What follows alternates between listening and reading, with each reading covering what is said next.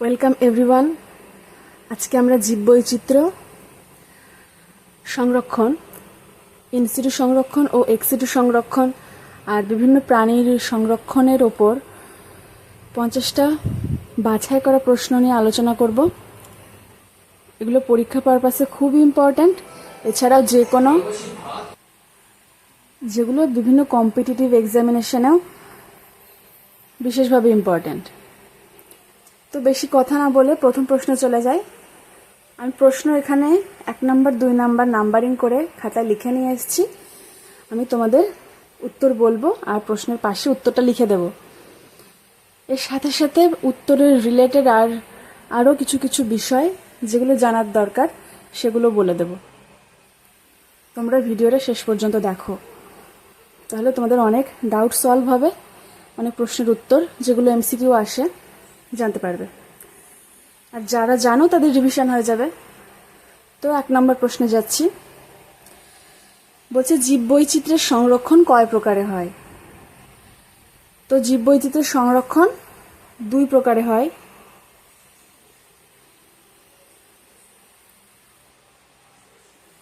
দুই প্রকার। কি কি বলে দিই এখানেই। 1 নাম্বার হচ্ছে ইনসিটু,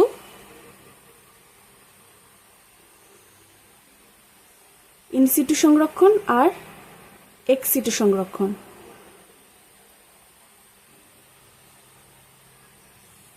ইনসিটু কনজারভেশন আর এক্সিটু কনজারভেশন। 2 নাম্বার বলছে রয়্যাল বেঙ্গল টাইগারকে সুন্দরবনে সংরক্ষণ করা হয়। আমরা জানি যে মানুষের বিভিন্ন কার্যকলাপের জন্য সুন্দরবনে বাঘের সংখ্যা অনেকটাই কমে গেছিল। তো বাঘের সংরক্ষণের আইন এনে মানুষের মধ্যে জাগ্রতি ঘটিয়ে বাঘের সংখ্যা অনেকটা এবার বাড়িয়ে নেওয়া গেছে। তো এই যে বাঘের সংরক্ষণ করা হচ্ছে সুন্দরবন অঞ্চলে, এটাকে কি ধরনের সংরক্ষণের মধ্যে ফেলা যায়? সেটা ইনসিটু হবে না এক্সিটু হবে? সেটা অবশ্যই ইনসিটু সংরক্ষণ হবে। এইখানে আমরা ইনসিটু আর এক্সিটু সংরক্ষণটা একটু বুঝে নিই।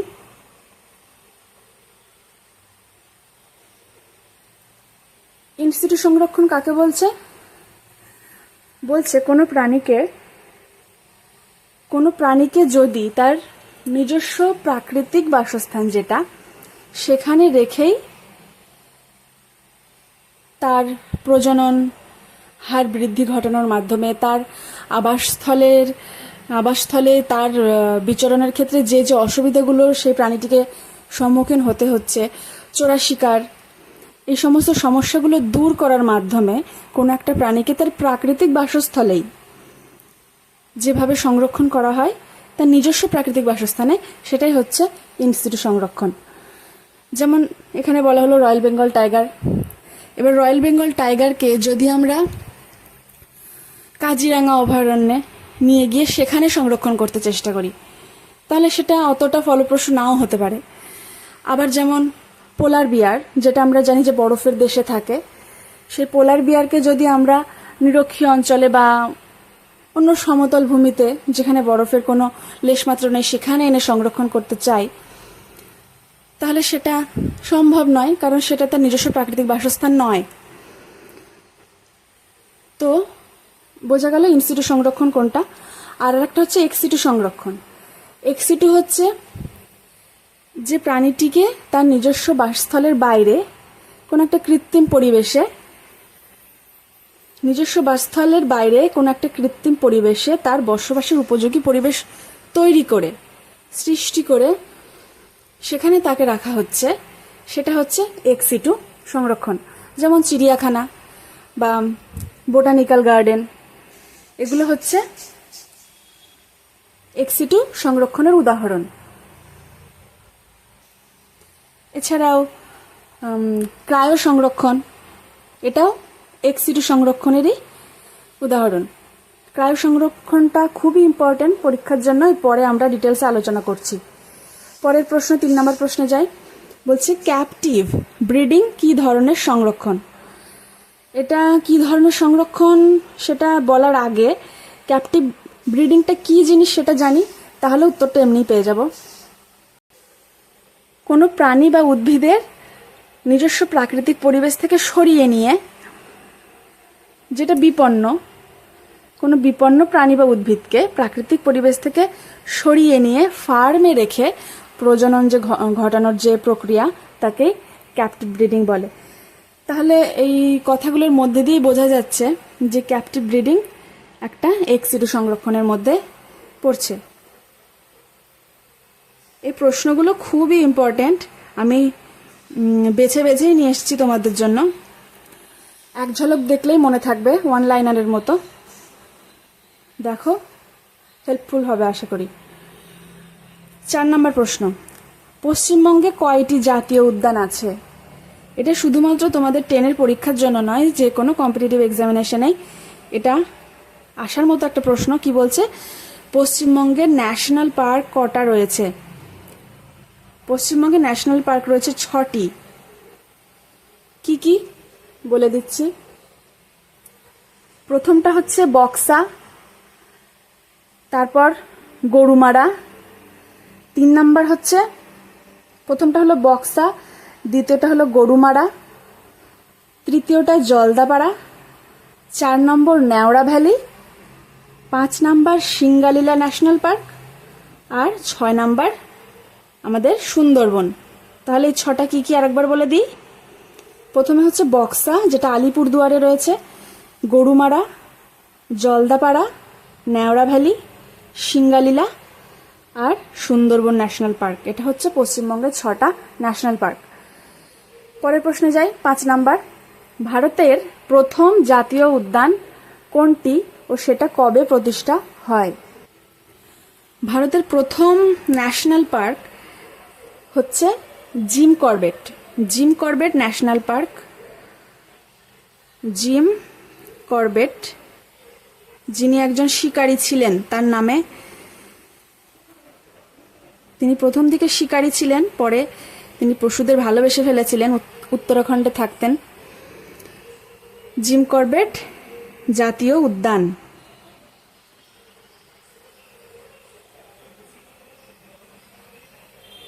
আর এটা প্রতিষ্ঠা হয়েছিল কবে সেটাও জেনে নেই। 1936 সালে এটা প্রতিষ্ঠা হয়।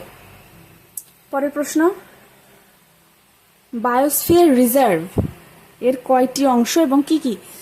বায়োস্ফিয়ার রিজার্ভ যেটা, সেটাও একটা ইনসিটু সংরক্ষণ, এটাও প্রাণীদের প্রাকৃতিক বাসস্থান। আর একটা প্রশ্ন এই জাতীয় উদ্যানের ব্যাপারে বলে দিই। জাতীয় উদ্যান এটা কেন্দ্রীয় সরকারের অধীনে পড়ে। এবার দেখছি বায়োস্ফিয়ার রিজার্ভ এর কয়টা অংশ। বায়োস্ফিয়ার রিজার্ভের 3টি অংশ রয়েছে। 3টি অংশ রয়েছে। কয়টি? 3টি। প্রথমটা হচ্ছে কোর, 2 নাম্বার বাফার, আর 3 নাম্বার ট্রানজিশন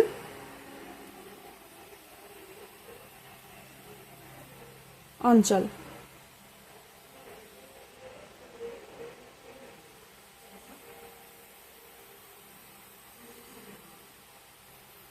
এবার কোনটা কি একটু দেখে নিই, একটু ছবি এঁকে। সবার মাঝখানে থাকছে কোর। এই অঞ্চলে মানুষের প্রবেশ একেবারেই নিষিদ্ধ, আইনত অপরাধ। এর বাইরে যে এলাকাটা থাকছে সেটাকে বলছে বাফার। এই বাফার অঞ্চলে মানুষ প্রবেশ করতে পারে, কিন্তু সেটা তার অনুমতিপত্র নিয়ে প্রবেশ করতে হবে। আর একদম বাইরের যে অংশটা সেটাকে বলছে ট্রানজিশন অঞ্চল। সেখানে সাধারণ মানুষ বা অন্য যে কেউ এখানে সবারই প্রবেশাধিকার রয়েছে। তাহলে 6 নম্বর প্রশ্ন হলো, আমরা 7-এ চলে যাই। বর্তমানে ভারতে কয়টি বায়োস্ফিয়ার রিজার্ভ আছে? বর্তমানে ভারতে 18টি বায়োস্ফিয়ার রিজার্ভ রয়েছে। ভারতের প্রথম বায়োস্ফিয়ার রিজার্ভ কোনটি?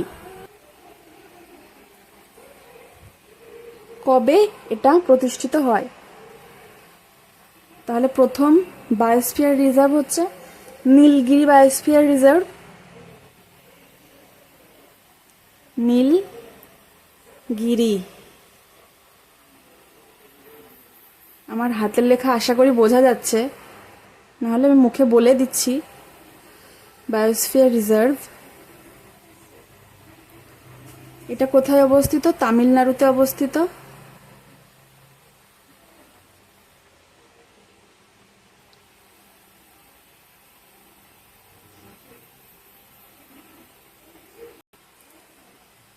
আর এটা 1986 সালে প্রতিষ্ঠিত হয়। এবার একটা ইম্পর্টেন্ট প্রশ্ন দেখো, ম্যাবের পুরো নাম কি? ম্যাবের পুরো নাম ম্যান অ্যান্ড বায়োস্ফিয়ার। ইংরেজিতে লিখছি ম্যান অ্যান্ড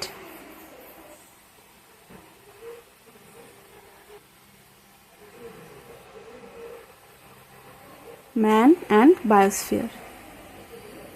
পরের প্রশ্ন, ম্যাবের অন্তর্ভুক্তিতে কয়টি বায়োস্ফিয়ার রিজার্ভ আছে?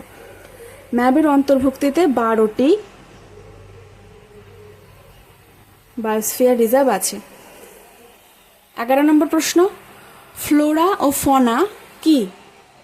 এটা খুব ইম্পর্টেন্ট আর খুব গুলিয়ে যায়, কিন্তু মনে রাখার খুব সহজ একটা টেকনিক আছে। ফ্লোরা কথাটার মধ্যে দিয়ে আমাদের মনে কি আসে? ফুল ফ্লাওয়ার থেকে ফ্লোরা। আর ফনা কি? আমরা জানি সাপের ফনা হয়, সাপ ফনা ধরে। অর্থাৎ ফ্লোরা হচ্ছে উদ্ভিদকুল, ফুল উদ্ভিদের মধ্যে পড়ে, আর ফনা প্রাণীকুল। আশা করি আর ভুল হবে না, গুলিয়ে যাবে না দুটো। 12 নম্বর প্রশ্ন বলছে, পশ্চিমবঙ্গের একটি পাখিরালয়ের নাম লেখো। সেটা হচ্ছে পশ্চিমবঙ্গের বৈকুণ্ঠপুর।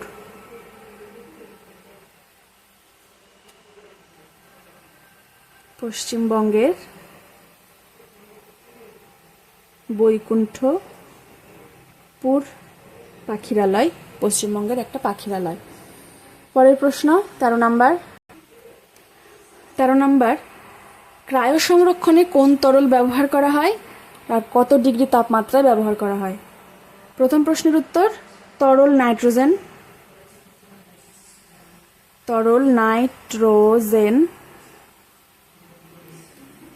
আর কত ডিগ্রি তাপমাত্রায়? -196 ডিগ্রি সেলসিয়াস তাপমাত্রায় তরল নাইট্রোজেনকে ক্রায়ো সংরক্ষণে ব্যবহার করা হয়। পরের প্রশ্ন, ভিট্রিফিকেশন কি?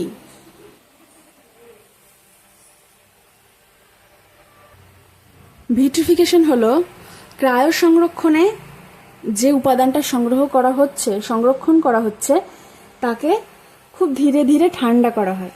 এই পদ্ধতিকেই ভিট্রিফিকেশন বলে। তাহলে লিখি, ক্রায়ো সংরক্ষণে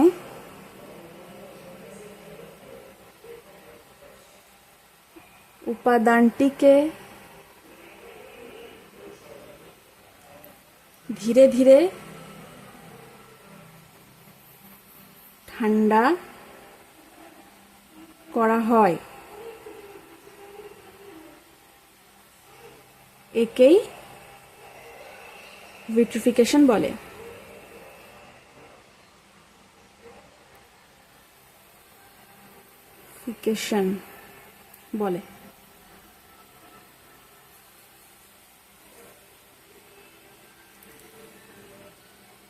এবার 15 নম্বর বলছে, শিবপুর বোটানিক্যাল গার্ডেনে মূলত কি সংগ্রহ করা হয়?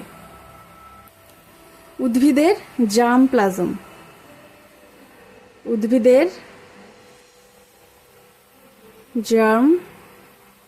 প্লাজম সংরক্ষণ করা হয়। তারপরে হচ্ছে হিমায়িত চিড়িয়াখানা বা ফ্রোজেন জু কাকে বলে? এটা হচ্ছে প্রাণীদের স্পার্ম, ডিএনএ ডিম্বাণু, ভ্রূণ এদেরকে তরল নাইট্রোজেনে সংরক্ষণ করা হয়, একেই বলা হয় হিমায়িত চিড়িয়াখানা বা ফ্রোজেন জু। তাহলে কি বলছে, প্রাণীদের স্পার্ম, ডিম্বাণু, ভ্রূণ, ডিএনএ প্রভৃতিকে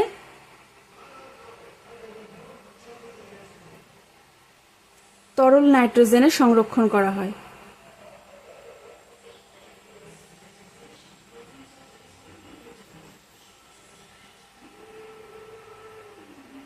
সংরক্ষণ করা হয়, একেই বলে কি বলে, ফ্রোজেন জু।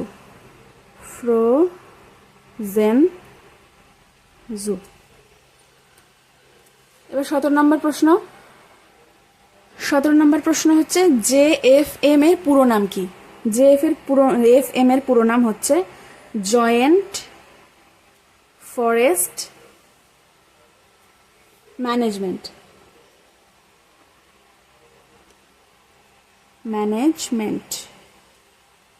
Joint forest management. 18 নম্বর প্রশ্ন, উড়িষ্যার ভিতরকণিকায় কি সংরক্ষণ করা হয়? এটা খুব ইম্পর্টেন্ট, খুব সহজ কিন্তু ইম্পর্টেন্ট। এটা হচ্ছে কুমির। উড়িষ্যার ভিতরকণিকায় কুমির সংরক্ষণ করা হয়, কুমির সংরক্ষণ কেন্দ্র। 19 নম্বর, আড়াবাড়ি অভয়ারণ্য প্রকল্প কত সালে সূচনা হয়? 1971 সালে আড়াবাড়ি অভয়ারণ্য প্রকল্প সূচনা হয়। আর ডিএফও ছিলেন শ্রী অজিত কুমার ব্যানার্জি। ডিএফও ছিলেন শ্রী অজিত কুমার ব্যানার্জি।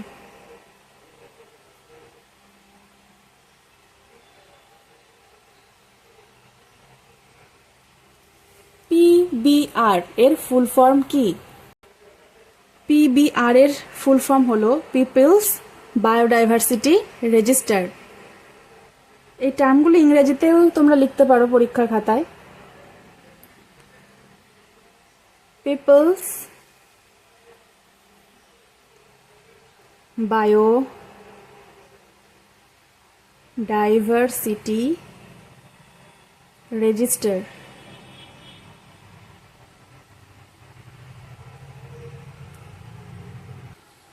এই পিবিআরকে বায়োডাইভার্সিটির তথ্য ভাণ্ডারও বলা হয়। পরের 21 নম্বর প্রশ্ন বলছে IUCN এর পুরো নাম কি? এটা খুব ইম্পর্টেন্ট। এর পুরো নাম international union for conservation of nature and natural resources. লিখে নিই, ইন্টারন্যাশনাল ইউনিয়ন। নামটা তোমরা বারবার করে পড়ে মুখস্থ করে ফেলবে। ইউনিয়ন ফর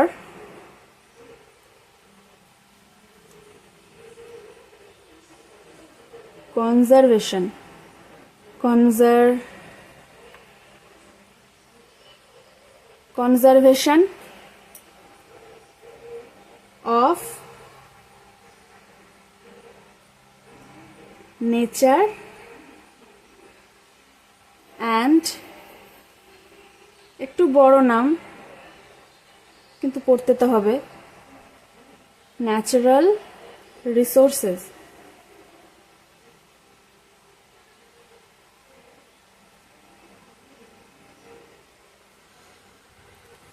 বাইশ নম্বর প্রশ্ন বলছে বিপন্ন প্রজাতি কারা?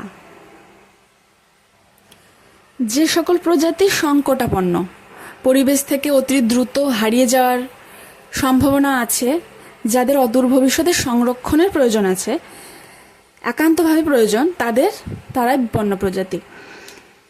এটা তোমরা যে কোনো বইয়ে টেক্সট বুকের সংজ্ঞাটা পাবে, তাও আমি একবার লিখে দিচ্ছি। বলছে যে সকল প্রজাতি সংকটাপন্ন, পরিবেশ থেকে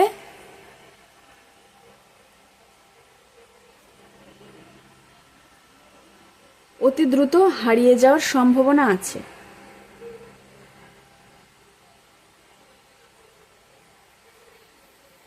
হারিয়ে যাওয়ার সম্ভাবনা আছে, অতি দ্রুত হারিয়ে যাওয়ার সম্ভাবনা আছে, আর যাদের কি অদূর ভবিষ্যতে সংরক্ষণের প্রয়োজন।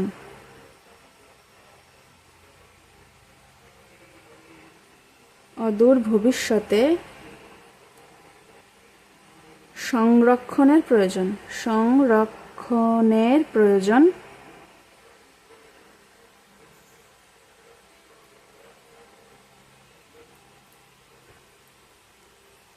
অর্থাৎ যাদের একান্তভাবে সংরক্ষণের প্রয়োজন, খুব তাড়াতাড়ি হয়তো তারা হারিয়ে যাবে যদি তাদের সংরক্ষণ করা না হয়, অতি সংকটে রয়েছে, তাদের বলা হচ্ছে বিপন্ন প্রজাতি। এবার 23 নম্বর প্রশ্ন, এটা খুব ইম্পর্টেন্ট। 23 নম্বর বলছে কি গঙ্গার দুটি বিপন্ন প্রজাতির নাম কি? গঙ্গার দুটি বিপন্ন প্রজাতি হলো গাঙ্গেয় ডলফিন, একটা গাঙ্গেয় ডলফিন, আর একটা হচ্ছে যে ঘড়িয়াল, কুমিরের মতো ঘড়িয়াল।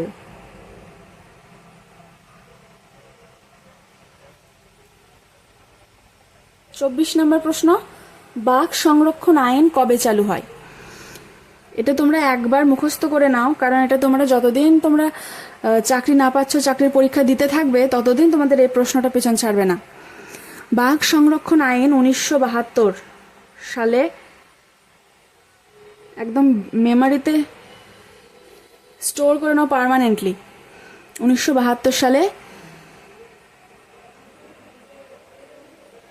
সরি আমার একদম ভুল হয়ে গেছে, 1972 সালে বন্যপ্রাণী সংরক্ষণ আইন চালু হয়। 1972 সালে বন্যপ্রাণী সংরক্ষণ আইন চালু হয়। সংরক্ষণ আইন চালু হয়। তার পরিপ্রেক্ষিতে 1973 সালে কি হয়? ব্যাঘ্র সংরক্ষণ আইন আসে। তাহলে আমি প্রথমে একটু ভুল বলে ফেলেছিলাম। 1972 সালে বন্যপ্রাণী সংরক্ষণ আইন আসে, তার পরিপ্রেক্ষিতে 1973 সালে ব্যাঘ্র সংরক্ষণ আইন আসে। 25 নম্বর প্রশ্ন, WB মানে ওয়েস্ট বেঙ্গল, পশ্চিমবঙ্গের দুটি ব্যাঘ্র প্রকল্প বা ব্যাঘ্র সংরক্ষণ কেন্দ্র কোথায় কোথায় আছে? এটাও ভেরি ইম্পর্টেন্ট। উত্তর হলো, একটা হচ্ছে বক্সা আর একটা সুন্দরবন। একটু আগে আমরা ন্যাশনাল পার্ক পড়েছি, পশ্চিমবঙ্গের 6টা ন্যাশনাল পার্ক, তার মধ্যে দেখবা যে এই দুটোই পশ্চিমবঙ্গের দুটো ন্যাশনাল পার্ক, 6টার মধ্যে একটা বক্সা একটা সুন্দরবন। আবার এই দুটোই ন্যাশনাল পার্কও হবে আর ব্যাঘ্র সংরক্ষণ কেন্দ্রও হবে। এরপরে একটা প্রশ্ন হচ্ছে কি 26 নম্বর, গন্ডারের গর্ভধারণ কাল কত? গন্ডারের গর্ভধারণ কাল একটু বেশি সময় লাগে, আর গন্ডার একবারে একটি বাচ্চা প্রসব করতে পারে, সেই জন্য এই প্রাণীটার বিপন্নতার হার একটু বেশি, তাই এটাকে সংরক্ষণের আওতায় আনা হয়েছে। এর গর্ভধারণ কাল 479 দিন। এরপর প্রথম সিংহ সংরক্ষণের প্রচেষ্টা হয় কত সালে? এটা হচ্ছে 1910, অনেক আগে। 1910 সালে জুনাগড় স্টেটের মহারাজা প্রথম সিংহ সংরক্ষণের কথা মাথায় আনেন, প্রথম চিন্তাভাবনা করেন, প্রচেষ্টা করেন। 27-28 নম্বর প্রশ্ন, কত সালে গির অরণ্যকে জাতীয় উদ্যান হিসেবে ঘোষণা করা হয়? 1970 সালে গুজরাটের গির অরণ্য, যেটা সিংহের জন্য বিখ্যাত, সেই অরণ্যকে 1970 সালে জাতীয় উদ্যান বা ন্যাশনাল পার্ক হিসেবে ঘোষণা করা হয়। 29 নম্বর প্রশ্ন, WWF এর পুরো নাম, কবে এটা চালু হয়েছে? এই সংস্থাটা, এটার পুরো নামটাও লিখে নেই, world wide fund for nature. World wide fund for nature, এটা একটা এনজিও সংস্থা। এটা 1961 সালে চালু হয়। এরপর একটা ইম্পর্টেন্ট প্রশ্ন, প্রত্যেকটা ইম্পর্টেন্ট। এন্ডেমিক প্রজাতি কি? এন্ডেমিক প্রজাতি হলো যে প্রজাতিটা একটা নির্দিষ্ট অঞ্চলে মধ্যেই সীমাবদ্ধ, মানে একটা প্রজাতি সেটা শুধুমাত্র একটা নির্দিষ্ট অঞ্চলেই পাওয়া যায়, আর কোথাও পাওয়া যায় না। যেমন রয়্যাল বেঙ্গল টাইগার সুন্দরবনে পাওয়া যায়, আর কোথাও পাওয়া যায় না। মুগা সুতো, যেটা রেশম মথ, সেটা একমাত্র অসমেই পাওয়া যায়। মুগা রেশম, মুগা মথ থেকে পাওয়া যায়। এগুলো হচ্ছে এন্ডেমিক প্রজাতি, একটা নির্দিষ্ট প্রজাতি যেটা একটা নির্দিষ্ট স্থানে সীমাবদ্ধ থাকে।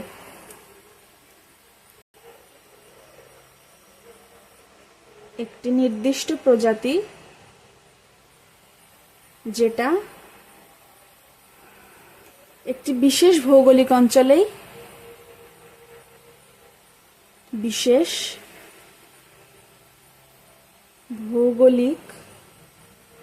অঞ্চলেই সীমাবদ্ধ থাকে।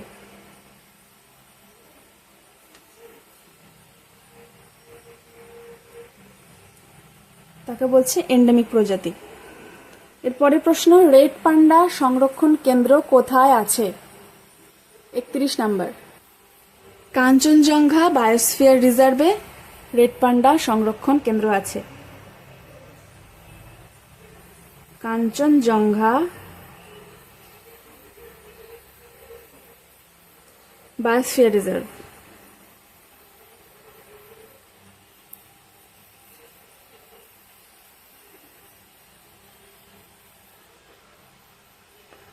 এটা হচ্ছে রেড পান্ডার সংরক্ষণ কেন্দ্র।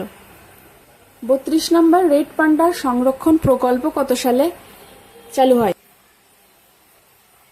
এটা হয় 2005 সালে। রেড ডাটা বুক কোন সংস্থা দ্বারা প্রকাশিত হয় বা কোন সংস্থা এটা প্রকাশ করে? এটা হচ্ছে IUCN, যেটা একটা বেশ বড়সড় ফুল ফর্ম রয়েছে। এই সংস্থাটা রেড ডাটা বুক প্রকাশ করে। কুমির সংরক্ষণ প্রকল্প কত সালে চালু হয়? 1975 সালে।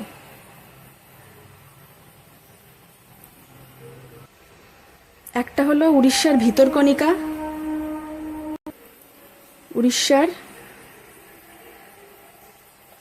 উড়িষ্যার ভিতরকণিকা একটা।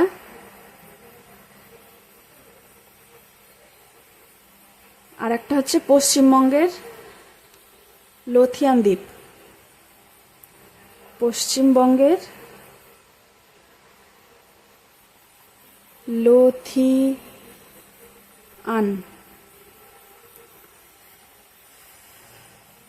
দ্বীপ, এ দুটো। ক্যাপটিভ ব্রিডিংটা আমরা আগে পড়ে ফেলেছি, এটা রিপিট হয়ে গেছে। 37 নম্বর বলছে কোন পদ্ধতিতে কুমিরের সংখ্যা বৃদ্ধি করা হয়? এটা খুব ইম্পর্টেন্ট। আনসার হবে grow and release, GROW, grow and release, RELEASE, release. Grow and release পদ্ধতিতে কুমিরের সংখ্যা বৃদ্ধি করা হয়। হস্তি প্রকল্প কত সালে চালু হয়? 1992 সালে হস্তি প্রকল্প চালু হয়। দক্ষিণ 24 পরগনার লোথিয়ান দ্বীপ কি জন্য বিখ্যাত? এটা একটা কুমির সংরক্ষণ কেন্দ্র। কুমির সংরক্ষণ কেন্দ্র।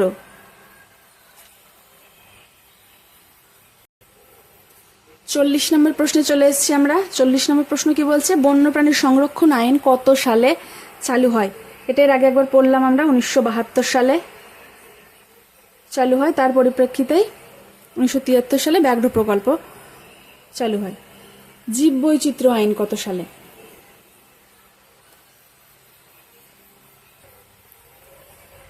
2002 সালে জীব বৈচিত্র্য আইন চালু হয়। জাতীয় অরণ্য নীতি কত সালে চালু হয়?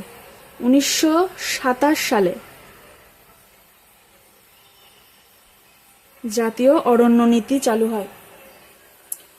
বীজ সংরক্ষণ আইন কত সালে চালু হয়? 1966 সালে। দেখো, এটা কিন্তু স্বাধীনতার অনেক আগে। জাতীয় অরণ্য নীতি বা বন আইন 1927 সাল, যেটা স্বাধীনতার অনেকটাই আগে, অর্থাৎ ব্রিটিশ আমলে হয়েছিল। 44 নম্বর প্রশ্ন হচ্ছে কি, অরণ্য সংরক্ষণ আইন কত সালে প্রণয়ন করা হয়েছে? আগেরটা আমরা পড়েছি বন্যপ্রাণী সংরক্ষণ আইন, আর এটা হচ্ছে অরণ্য সংরক্ষণ আইন। এটা হচ্ছে 1980 সালে। তারপরে একটা প্রশ্ন, এটা বইয়ে ভেরি ভেরি ইম্পর্টেন্ট প্রশ্ন, কি জীব বৈচিত্র্য দিবস কবে পালিত হয়? 22শে মে, 22 মে। 46 নম্বর প্রশ্ন, পশ্চিমবঙ্গের দুটি অভয়ারণ্যের নাম লেখো পশ্চিমবঙ্গের। 1 নম্বর হচ্ছে বেথুয়া ডহরি। এটা কৃষ্ণনগরের পাশে। আর 2 নম্বর হচ্ছে চাপড়ামারি। এ দুটোই পশ্চিমবঙ্গের অভয়ারণ্য, চাপড়ামারি অভয়ারণ্য। 47 নম্বর প্রশ্ন, আড়াবাড়ি পশ্চিমবঙ্গের কোন জেলায় অবস্থিত? এটা পশ্চিম মেদিনীপুর।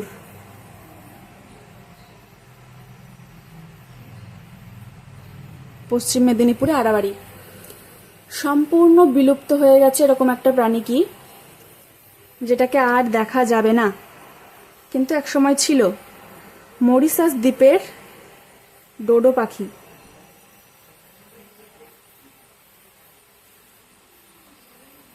বিলুপ্ত প্রজাতি। 49 নম্বর প্রশ্ন, জীববৈচিত্র্যের তথ্য ভাণ্ডার কাকে বলে?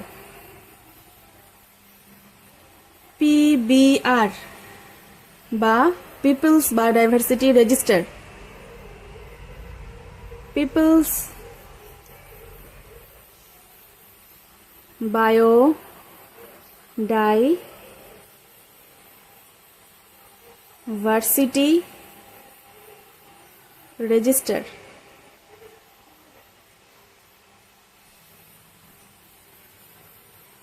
আর ফাইনালি 50 নম্বর প্রশ্নটা দেখো, বলছে ভারতীয় সিংহ বা এশীয় সিংহকে IUCN সংরক্ষণের কোন ক্যাটাগরিতে রেখেছে? IUCN বিপন্ন ক্যাটাগরিতে রেখেছে।